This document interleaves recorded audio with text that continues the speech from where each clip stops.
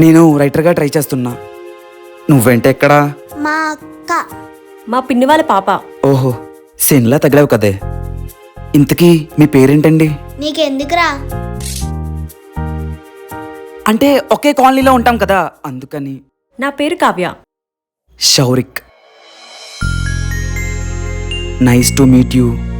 చాలే వదిలే.